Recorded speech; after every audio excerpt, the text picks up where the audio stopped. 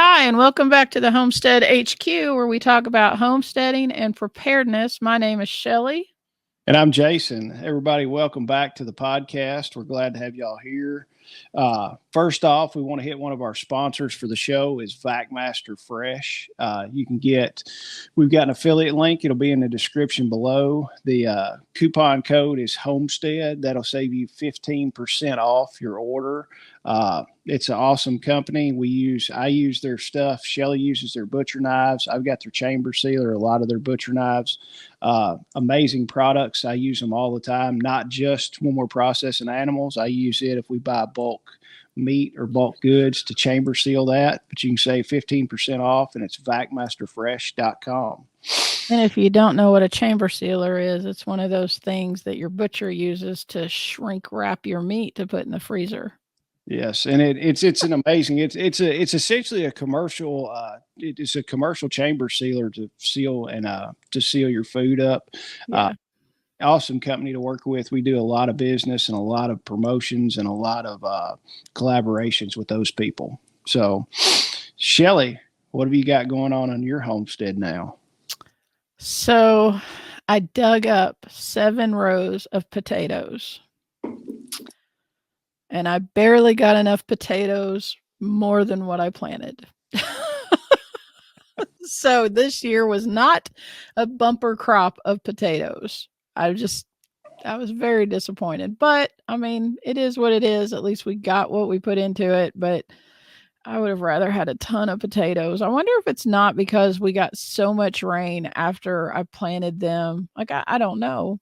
This is one of those things. This is why we say, you need to be practicing your gardening skills now instead of when everything falls off. Because if you've got that bag full of emergency seeds and you've never planted a garden, you have no idea what's going to happen. So, but with the potatoes, like last year we had an amazing crop. It turned out great. And this year it was just not so much. I don't know. Last time, and I've got a video on it, I think it's called Bags of Disappointment. Yeah, I remember that one. I tried because I've seen all these people online. They're like, oh, you can just take a trash can or a milk crate and grow all potatoes in it. I don't know if they do this and then they go to Kroger and buy a bunch of freaking potatoes and throw them in the crowd. Like, look at all these, No, they go to the farmer's market and get them so they look like actually, like garden potatoes. Yeah, and so I did it. Like I had this nice soil. I had what I actually did is where I was I was doing bale grazing with the animals. So I went out there and I had all this lush organic stuff. I mean, it was starting to be compost. It was just awesome stuff. I filled the bags up with that, put my seed potatoes in. I mean, I had leaves and everything coming out of there. I'd mount it back up in these grow bags, and these were like 20-gallon grow bags. So it wasn't a small grow bag. And I'd figured it out. I was like, I'm putting my grow bags on pallets. I can take the tractor or the Bobcat, pick them up with the pallet forks and move it wherever I want to. And then when it's time to dig them up, I can just go empty the bags. I was excited. Went down there with the first bag. I was like, there's nothing. There's like, it looked like stinking rocks. I mean, little bitty. Wow. And I'm like, okay. So I just started emptying bags. I'm like, this sucks. I think I got maybe a quart cup of potatoes out of, I think, a dozen bags. I'm like, screw it. I'm not doing potatoes again. So I like growing potatoes because I like homegrown potatoes. And even the little ones, I like to wash them off and can them. My friend Wendy made a comment or she was messaging me about something, and she said that she dry cans hers, and I've never done that before. So I want to try that I think I'm going to try to do it Sunday afternoon, but I love canning potatoes. So that's what I use the little ones for. I've probably only got, I don't know, maybe about 2 dozen like big potatoes that you could make baked potatoes out of or whatever. But yeah, I would have loved for that crop to have done better. Yeah, I would have loved for my little rocks to have done a lot better too. Right. So, what else? Anything else going on with you? Let's see. We got all of the fence posts pulled. Randy's supposed to be talking to the guy that bush hogs for us, and so hopefully he'll be down in the next week, and then the fence guy can come and well, I take that back. So, you know that area down in the bottom of our pasture where, the trees come out and we thought it was a sinkhole, but after you got in there, you think it's just a spring or whatever. At the back of that, I want to clear that out so the fence can just go directly through that instead of coming like looping around. So Randy and I still need to go down and with a chainsaw and begin to clear that out. But once that's done, and the weather's been doing great around here. I mean, it's supposed to be like 80 tomorrow and not these crazy surface of the sun days. So hopefully we'll be able to get down there and clear some of that out and or all of that out, and then we can get the fence guy out to start putting the fence up. Awesome. I know you're excited about that. I am.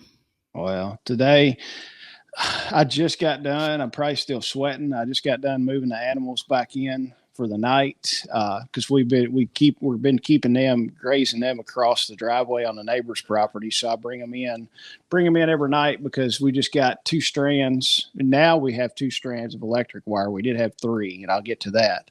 But we just got 2 strands of poly wire out there, and my livestock guard dogs will jump that. So we can't keep them there overnight. So we bring them back to our place under hard fence every night. So I just got done moving those guys. But then I was at work today, kind of almost finished up with everything. My wife calls me and she's like, all the sheep are on the other side of the fence. And I'm like, what?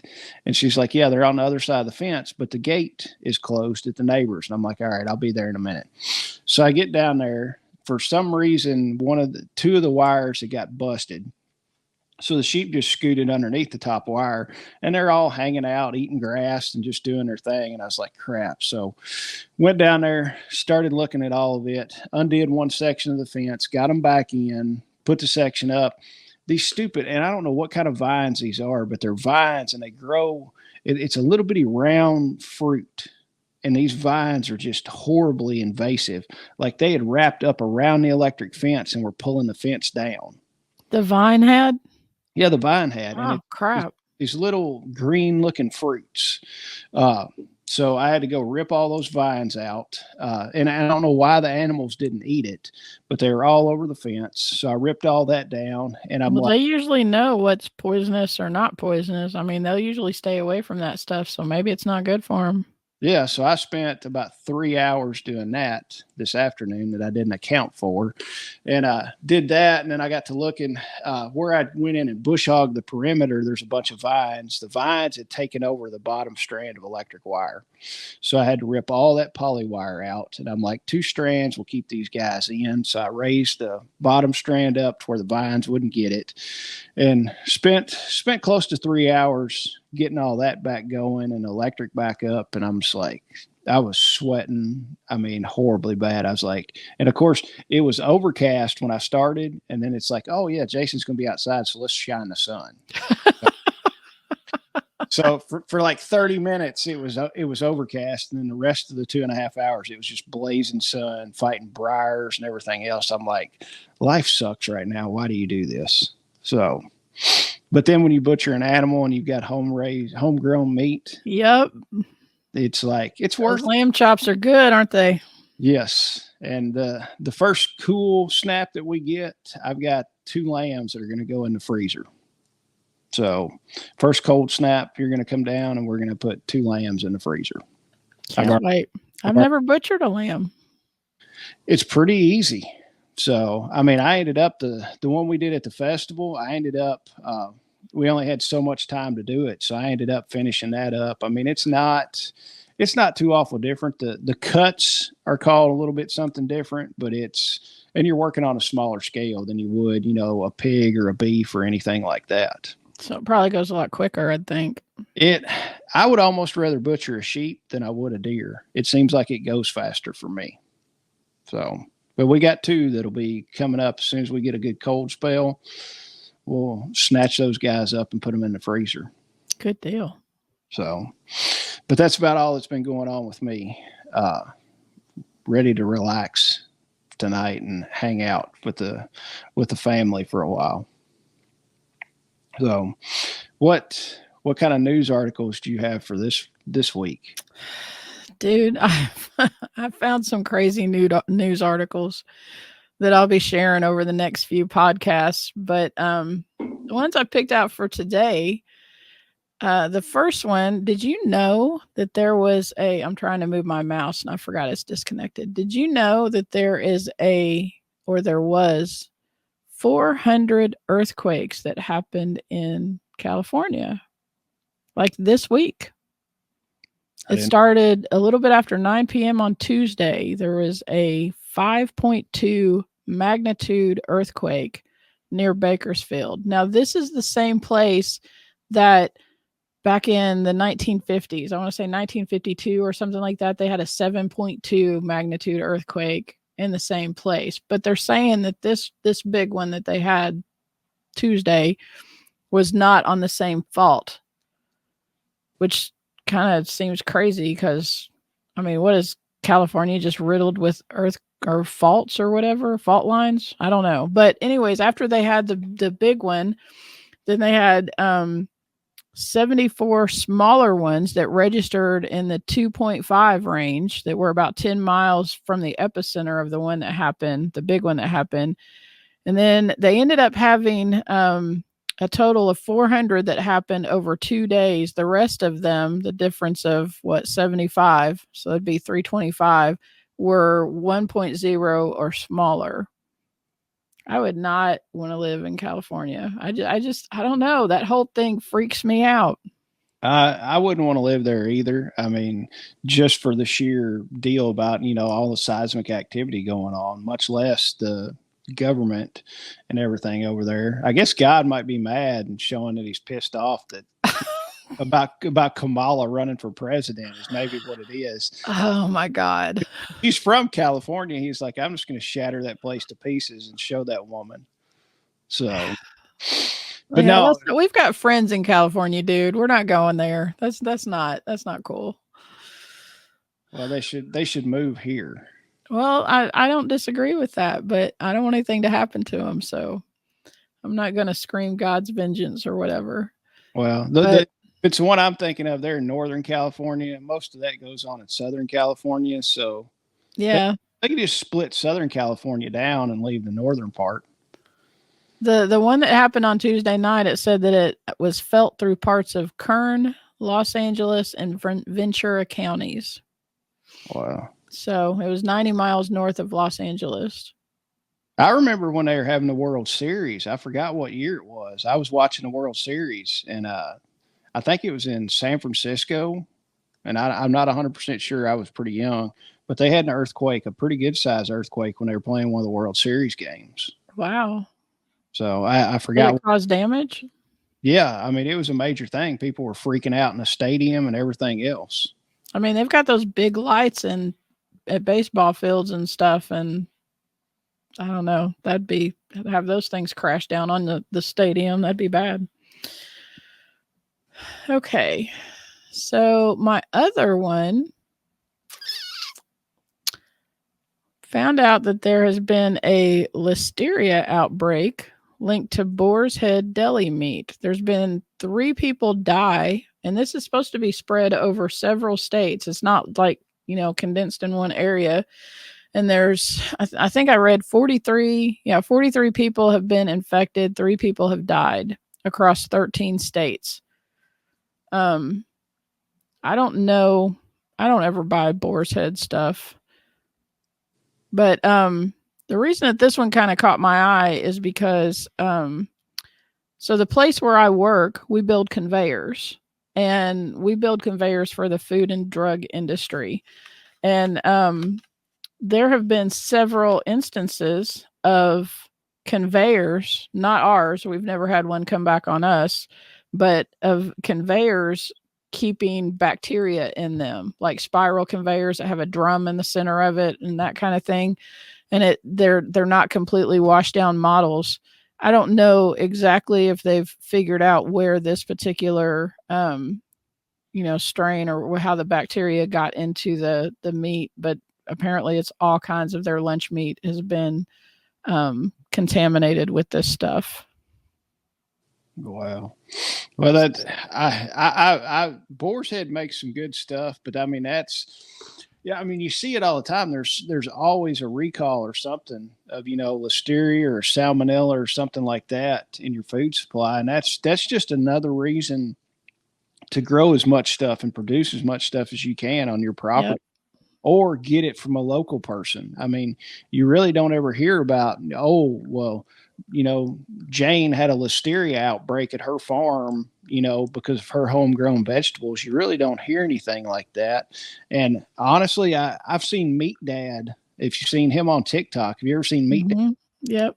He shows you how to make your own lunch meat for like a third of the cost. I saw him making roast beef, and I think he took an Ive round and did it with an Ive round, which Ive round is pretty cheap, is Mm-hmm.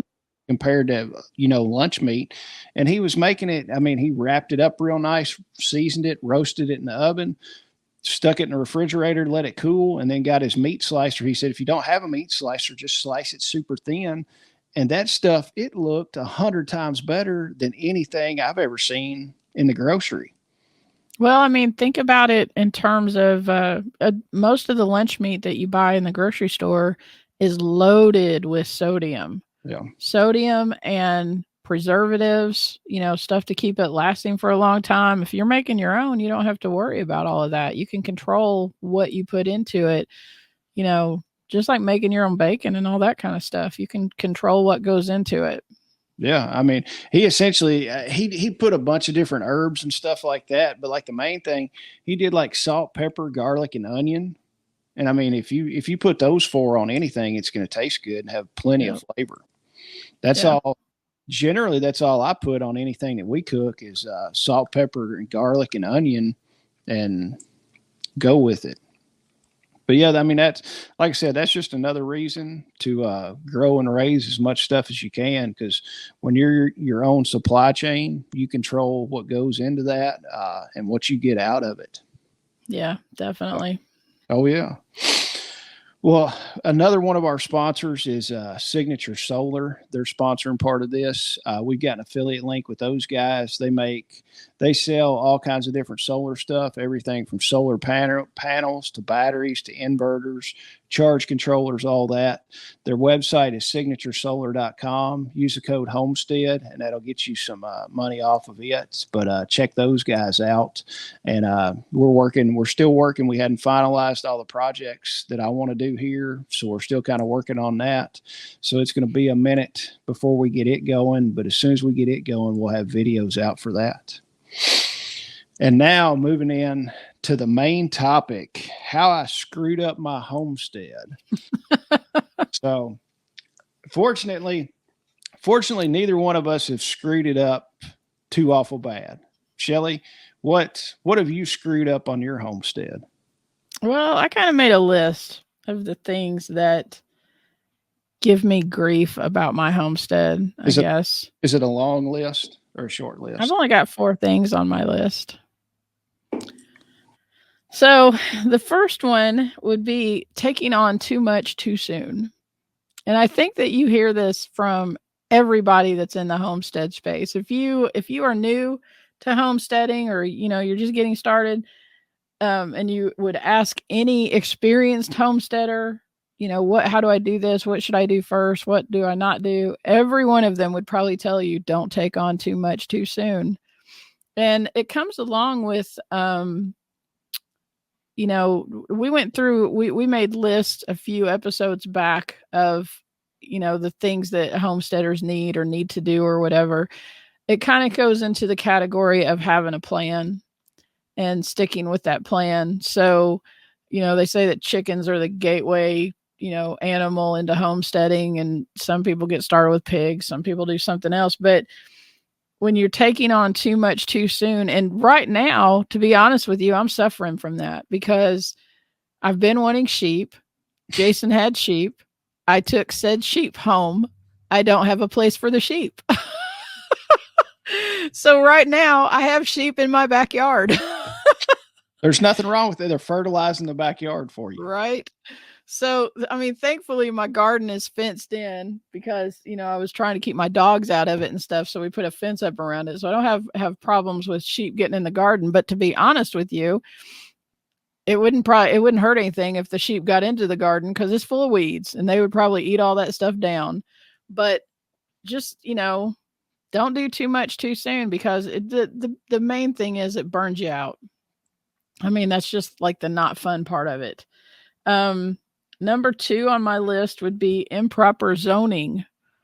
And when I say improper zoning, I'm not talking about like, what your county does or whatever. I'm talking about permaculture stuff where you set up zones. And we actually started homesteading before we had William from the homesteading or the permaculture consultant, William Bond, before he came out to our place and gave us a permaculture consultation.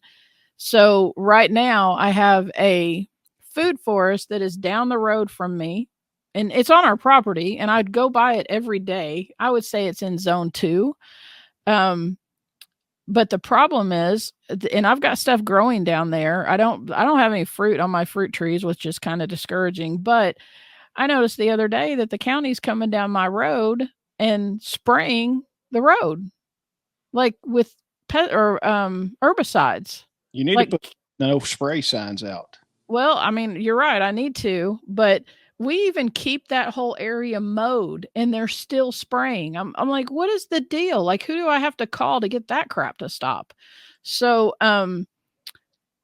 now that, when William laid out our plan, that food forest was already down there. And even the previous owners had planted fruit trees down there. So, I was just kind of going with it, but now I'm actually thinking about kind of letting that go and do its thing and start a food forest in my backyard. So, I'm just trying to, I've got to think that through and figure out how I want to do that. But, there's nothing wrong with if it doesn't work, go do it somewhere else kind of thing. And that's kind of how I look at that. Um, Number 3, not doing the proper research for my animals. Taking on the responsibility of animals and not really taking the time to learn about, especially medical stuff, like how to veterinary care and all that kind of thing, which I'm not a vet, but I mean, we can't get a vet to even come out to look at our hogs because they just don't do it. They don't, there's not a lot of hog farmers around here and all they really care about is dairy or cattle because that's what's big in our area and they don't want to mess with big pigs. And I don't blame them. I mean, big pigs are dangerous, but I don't know. It's frustrating when something happens to them and you don't know what to do to fix that or help them or whatever. And I mean, we came home one time to a female hog that had been pregnant and she was giving birth and the babies were stillborn when they came out and then and she died in the middle of childbirth because we weren't here because we work jobs. And that kind of thing, it's horrible, it's awful, it makes me feel bad and I'm just like, why did I do this? Why did I take this on? But we had never had a problem with a sow giving birth before. It had all gone well. So yeah, that just kind of, I don't like that part of it. And then my last one, number 4, beating myself up for not getting stuff done or doing it in a timely manner. And in the whole homestead thing, things you screw up, you don't want to be down on yourself all the time. And if you make a mistake, you're going to make mistakes. It's going to happen. So that's my list. We didn't screw up too awful bad. No, I mean, and no.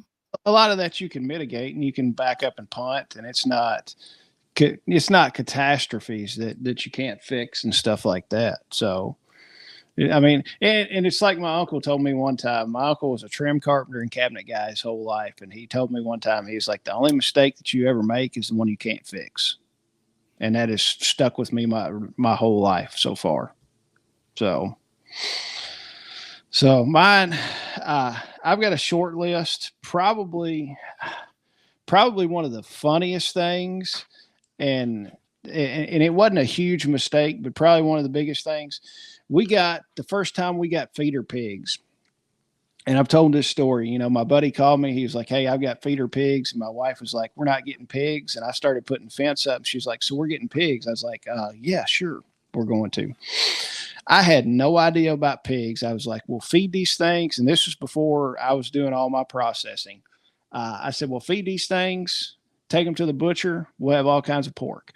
I had no idea what a pig weighed, what the finished weight was on this pig, and when to butcher them. So, of course, I can go back and listen to the story. I fed these pigs way too long, and they got way too big, and it didn't hurt anything. It's just a lot more meat that you got. So that was probably one of the funny mistakes. It wasn't, nobody got killed, and I didn't lose any money, nothing like that. Uh, probably probably my biggest mistake was doing a lot of stuff like you said, getting into too much. I i thought I wanted a dairy cow, and I was like, I want a dairy cow. When it all goes to hell, I'll have my Jersey milk cow. I can have milk. Not that I drink a lot of stinking milk. I hate milk. But I was like, He's gonna make cheese and cream cheese and butter. yeah, all kinds of crap. I was like, I was going to live this fantasy life, and was like I never sit down and drink a glass of milk. You will never see me do that. But I bought a dairy cow, and I was like, this is going to be cool. She's sweet dairy cow, awesome cow, and I was like, this just ain't worth it. So I ended up selling her. So that was a mistake I made. Probably this is not going to be a mistake, because where I put my food forest at, most of the front of the property drains down that way, so it's always getting water. It's not real dry, but I might should have put some swales in for my food forest, but that's going to be a half mistake, half not mistake, because I went ahead and planted the trees, and I'm like, man, we could have done these on swales. But then the more I look at it, it's like, well, it's kind of a mistake, but kind of not. Everything's flourishing down there. The trees are doing fine. So that we'll quote that as half a mistake. Uh, Probably one of the other mistakes when I first got chickens, I kind of did what Billy said, didn't keep them in zone 1. I stuck them down in zone 3, probably we'll call it.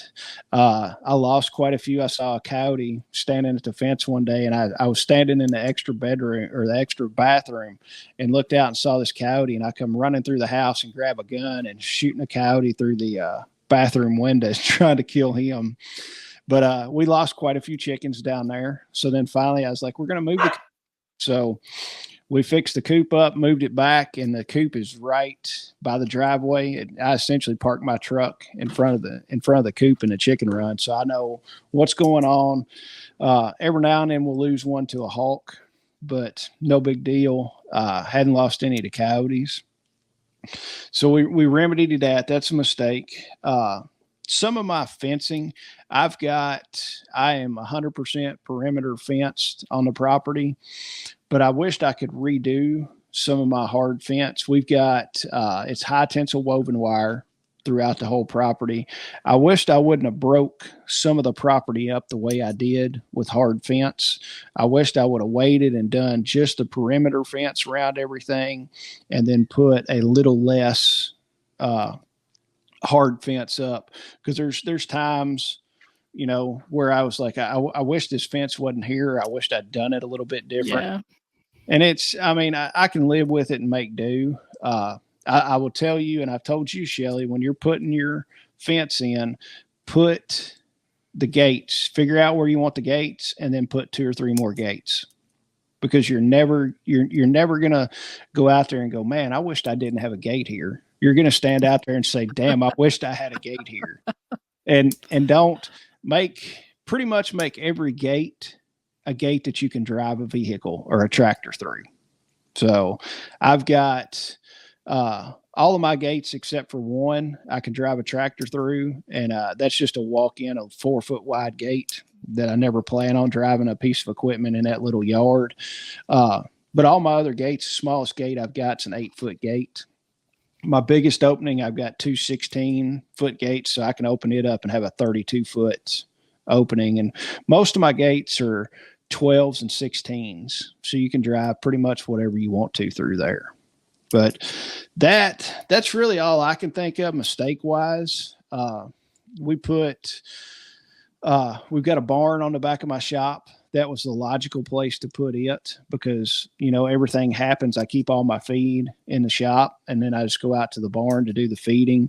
The pigs are down off, pretty much we'll call them zone 5, but it's no big deal to take feed down there to them because when I get feed from Salvation Army or the other places we get food scraps, I just take it, load it in a tractor bucket, drive on down there, dump it out that way, and it's no big deal to do stuff like that. But those are really the only mistakes. Nobody died, nobody got injured, anything like that on on any of the big mistakes that I've done.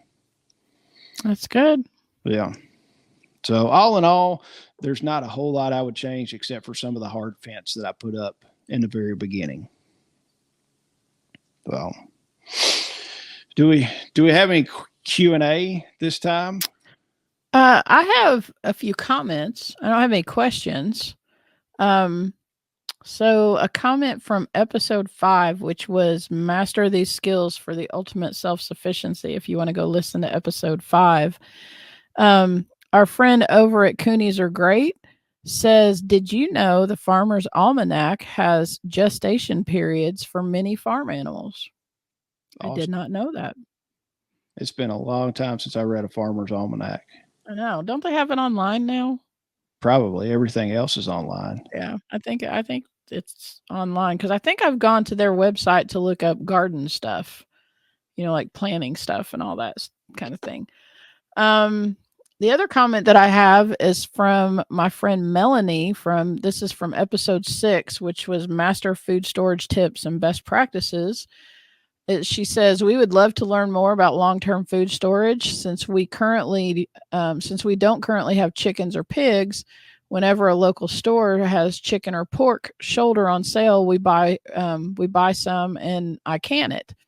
The goal is to have a year's worth of food for each part of their family. And thanks for taking the time to do this. And God bless y'all.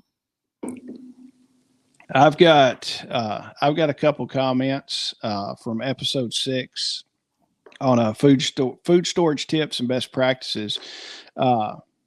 Kent Hempworth, he said, Jason, consider for long-term freeze-dried food stored in a basement or pantry in Mylar bags or vacuum sealed bags.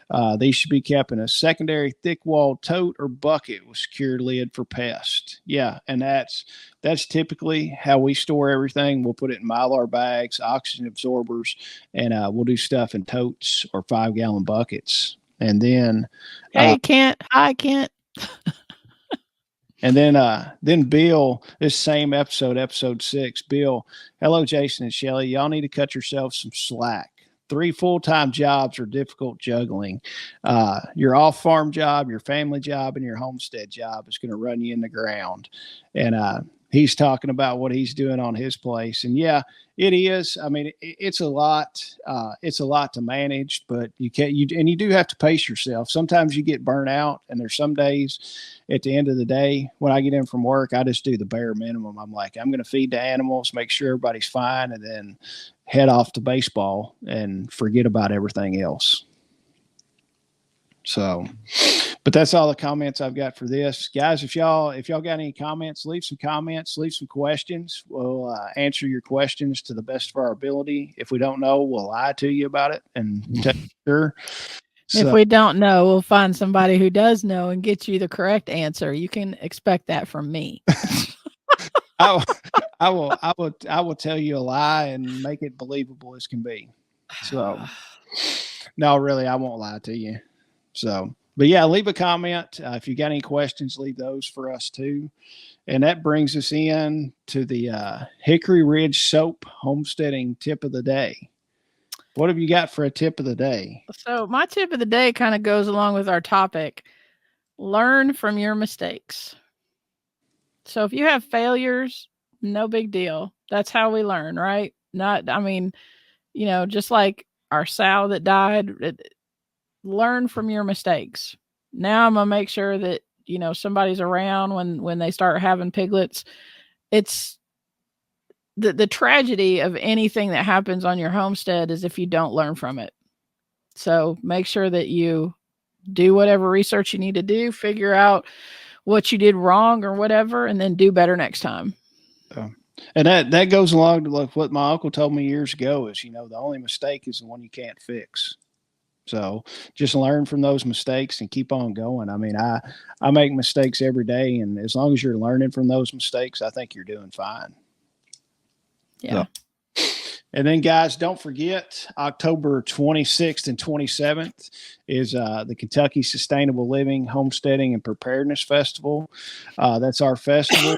We've got a ton of speakers lined up. We've got more speakers in the works. We've got vendors that are signing up every day to be selling their homesteading preparedness goods.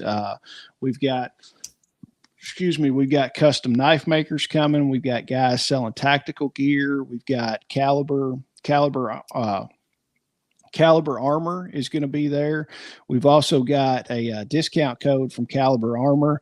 It is Homestead 10. That will save you 10% on your purchase. And I just got notification.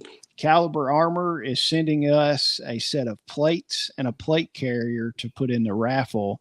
And I will have it tomorrow in-house, and I can look at it, and I'll show everybody that. But, yeah, Caliber Armor. Cool. Yeah, and it's caliberarmor.com. Use the code Homestead10 to get 10% off your purchase there. But we've got freeze-dried food companies. Just all kinds of stuff will be at the festival. Shelly, give everybody the rundown. I don't have it in front of me, and if I don't have it in front of me, I'll forget all our speakers that are going to be there. So speakers that we have the Angry Prepper from New York. If he was at our last festival, and y'all, this dude is awesome. Like, his knowledge, you need to go check him out on YouTube. We'll also have William Bond, the permaculture consultant. If you have any questions about setting up your homestead and you want to do permaculture, which is like regenerative farming, then you want to come and check out William. We have Bill Stoker, who's going to be talking about homestead security. Sean Terrio is going to be talking about cybersecurity. Now, Sean Terrio is, you need to, this dude is so stinking smart. And some of the stuff that he talks about, I'm like, he loses me, but he'll bring it back around. He's so knowledgeable. But if you're wanting to get off of being tracked online, being tracked with your phone, things listening in and all that kind of thing, he can hook you up. This guy knows what he's talking about. We're also going to have Randall White. He's going to teach about tree grafting. Leslie Gossett's going to be coming in. Randall is Flomaton famous on YouTube. Okay. Leslie Gossett's going to be coming and doing her herbal talk. And Kowalski Mountain, they're going to be talking about beekeeping. Who else do I have? Brian and Susan, S&B Homestead Radio. They're going to be doing a radio communications talk. Local Prepper is going to be doing Preparedness 101. And then Chuck Peoples is going to be, you sent me what he's talking about. It should be, Chuck is going to talk about why to be medically prepared. Yeah, that's what it was. Jeff Smith has given us a few ideas about what he wants to talk about. And Jeff has been at every one of our festivals. He's spoken at them. He's actually the first one. He spoke about 2 different topics. Another guy that is super knowledgeable. If you have, questions about prepping and all of that kind of stuff, you want to come hear this guy talk. But once we figure out which one we want him to talk about, because I think Jason wants him to do one thing and I want him to do another thing, and he'll probably end up doing both of them for us. I don't know. We'll see. But when we figure out what he's doing, we'll let you know. And then we've got Byron Russell, who's going to be talking about drone defense. And the last one that I have on here, I'm super excited about this. It's called Chronically Healthy. They're going to be talking about just healthy living and getting off medications and all of that, kind of how to do that in a healthy way and through, supplements, herbs, whatever. I'm really excited to talk to them. And I think we're going to do an interview with them at some point on this show, right? Yeah, we're going to interview them pretty soon. I've got to get everything scheduled out and that kind of Yeah. stuff. But they were super. I had about an hour Zoom meeting with them. They're super excited about coming and really nice people. I mean, we just sat and talked about all kinds of stuff. And I was like, I have other stuff to do. I would sit on here for another hour and talk to you. But I was like, it's getting dark. I've got to get stuff done. They're like, okay. So, but yeah, we'll have an interview with them pretty soon coming up. The website is KentuckySustainableLiving.com. You can get your tickets. Tickets right now are what, $25? With promo code email25. Yeah. And then use that when you check out and you get $10 off your ticket. And then also don't forget, we've got Saturday night. We have our charity dinner for Caleb House. Caleb House is Bear Independent. It's his it's a 501c3 that they're building a facility, a rehabilitation facility for children that they rescue out of sex trafficking rings. We're doing a charity dinner Saturday night for them. The proceeds of the dinner go to Caleb House. Their website is calebhouse.org. Check those people out. You can see everything they do. Seats are limited. So we've only got a limited amount of seats that we can do for that. So get your tickets now. That'll be Saturday night. And then that's about it, guys. Get your tickets now for the festival. It's going to be good. We're expecting a huge crowd for it. It's going to be an awesome 2 days. The vendors are going to be amazing that we got signed up for it. The speakers are going to be amazing. If you're not there, some of your friends will probably tell you how it went, and you're going to be upset if you weren't there, to be honest. You're going to have some serious FOMO if you're not there. Yeah. So, but that's about all for today. We will be back later on in the week with another episode, and we appreciate y'all being here.